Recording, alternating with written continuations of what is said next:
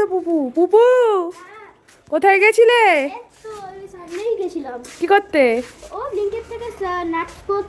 নাটকোস কি এসেছে? নাটকোস নাটকোস না নাগেটস? তো আমি কিনেছি, বাড়ি গিয়ে দেখাবো তোমাদেরকে। খোলো। তো ওটা হলো ব্লিঙ্কিট, দেখতে পাচ্ছ আমি এক্ষুনি নিয়ে আসলাম।